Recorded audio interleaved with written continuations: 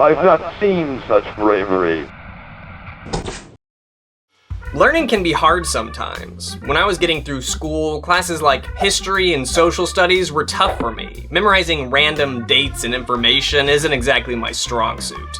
I also had trouble with classes like English and spelling. Words and letters are difficult for me, specifically B, D, P, Q, and G. They're easy to mix up, and any dyslexic or dysgraphic viewers out there can join me in telling them all to go suck a kag of pics. Mission Think is a game that caters to what I consider to be my educational strengths. Logic, strategy, decision-making, planning, so pretty much nothing that I ever got a grade for, except maybe during standardized tests. I remember playing this game a lot back in the day, and when I spotted a copy at a local thrift store, I knew it was time to talk about it. Listen up, my metal minions!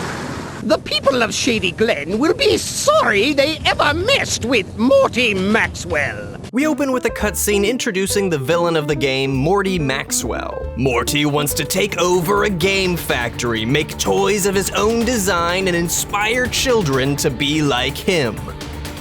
That's not really that evil. But he also has an army of robots that he made from parts found in the recycling center? I was the one who rescued your broken parts from the recycling center. So this evil supervillain not only wants to make toys for children, but he also recycles? Next you'll tell me that he arranged an elaborate game where, if we beat him, we're allowed to reclaim the factory like some kind of toy-making Willy Wonka. Oh, that's exactly what he did. If you can beat me at all 5 levels, I'll give you back the factory and leave Shady Glen.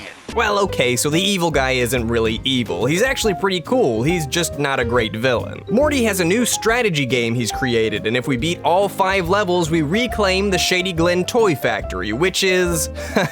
well, I'll just say that you know you've got a creepy-looking toy factory when it looks less trustworthy than a stranger carrying around pizza and recyclables in a van. The strategy game itself is a pretty simple concept. You have one piece that you're trying to get to Morty's side of the board while he tries to get his piece to your side. There are obstacles like forests and mountains to clear as well. First to the opponent's side wins.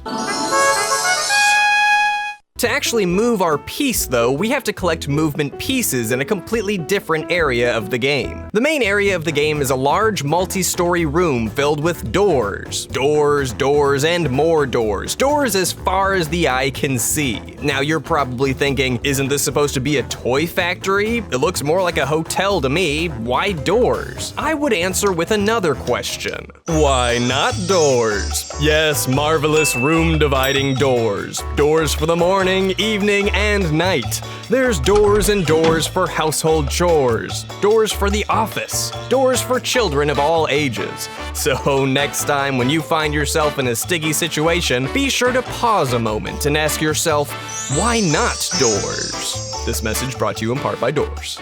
Really though, this is just a rework of levels from the previous Super Solvers game, Gizmos and Gadgets. The bulk of the game takes place here in these sections as we wander about picking up green and orange boxes, each of which contain a piece that we can use in the strategy game. But as we're all well aware, going through a door isn't as simple as, say, going through a door. Behind each one is a logic puzzle that we have to clear or we aren't allowed to pass. As an added punishment, losing means we have to come to terms with the fact that we are indeed dumber than a doorknob. Are you up to the challenge of Venn diagrams? How about deciphering the patterns of a row of objects? Can you knock the ball into the hole? My favorite was always the game where you have a 3D object and you have to build the top, front, and side of it in 2D. For the most part, these puzzles are pretty far below my age group. In fact, I'm old enough to where they're just reminding me of all the unfun stuff that comes along with getting older. Sorting things into appropriate Venn diagrams rivals the thrill of sorting laundry. Selecting the appropriate car parts to navigate to the exit is slightly more exciting than trying to understand which overpriced cable bundle package to purchase. And the assembly line is basically a nice little reminder that we're all going to die one day and nothing really matters matters and we're all just a speck of dust in an ever-expanding universe, and no matter how hard I try, all of my accomplishments are going to be lost to the endless void of time. So yeah, that's the assembly line. The puzzles get more challenging as you progress in the game, to the point where I did get confused a few times. Most of said confusion came from the pattern figuring outing game. I'm not sure if it was because they actually get relatively challenging, or if I'm just an oblivious idiot. I'd believe either, really. Although initially the nostalgia of these puzzles were enough to make me excited to solve them, after a while they did get pretty repetitive. There are only a handful of puzzle types, and there are a ton of doors to go through. Eventually I was just kind of hoping for a change of pace. And there is a change of pace in the form of the strategy game that I mentioned earlier. We're allowed to play the strategy board game against the evil, environmentally conscious toy designer Morty Maxwell whenever we'd like, but we can only use the pieces we've collected so far. It's a good idea to get a decent amount of movement pieces, as well as a couple pieces that help you cross over obstacles before you challenge them. Was I a bit more of a challenge than you expected, Mr. Maxwell? Next time, I'll have to use my secret strategy. Once you've outsmarted Morty and beaten him at his game, you get a couple pieces to begin assembling the puzzle outside of the factory, which seems to have no other purpose outside of being a puzzle outside of a factory, and you replace one of Morty's flags with one of your own. Then it's back to the doors to start collecting strategy pieces once again. Complete the cycle 5 times and you've reached the end of the game. Well, my strategy worked perfectly. I don't want to leave! I've changed my mind! This is my factory! You haven't seen the last of me! I'll be back! So we kick Morty out of the factory, possibly break his spine, and attempt to drown him a couple of times, making us the clear heroes. Once that's over, the game just stops. You can't get back into the factory, you can't play any of the games, you just have to start a new game. Honestly, that's pretty lame. At least Morty gave us some fun things to do. Mission Think pretty much owns. I may have outgrown it, but this is a great little strategy and logic game for those that fit the age group. And I haven't talked about it yet, but one of the songs in the game, which is by the Yellow Jackets, is amazing.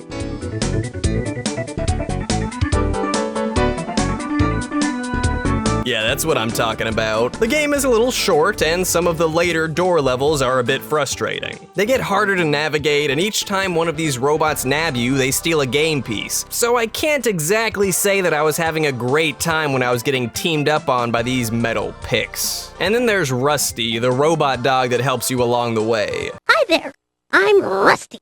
I'm glad you're here. I don't like the way Morty took over this factory. I didn't talk about him because he just needs to shut up. Your strategy worked. Now you have almost enough pieces to finish the billboard puzzle. God, I hope you've been robot neutered. There were also a few times when my character got stuck and I had to back out of the game, but those instances were few and far between. I really wish there were more levels of this board game. 5 levels doesn't seem like nearly enough. I was hoping that at the end of the game there would be more levels of it to play, but at least the ones that I got to play were a good time. This was a nice little stroll down nostalgia lane for me, and I hope it was for some of you as well. I got to brush up on my elementary logic skills, I listened to a sweet tune, and I defeated an evil, or not so evil, toy maker. It was a good day. But before I let you go, I just want to remind you of one thing. Doors! Yes, we can't forget about doors, the gateway to another room. Doors for easy listening. Doors for romantic walks on the beach. And doors for when you just need a door. Doors, the end-all solution for every problem ever encountered. 9 out of 10 doctors agree. Why not doors? For Mother's Day, Father's Day, Cousin's Day, Great-Grandpappy's Pet Dog's Flea's Day, consider a door. Have you ever felt happy? I haven't, but that pain is gone thanks to doors.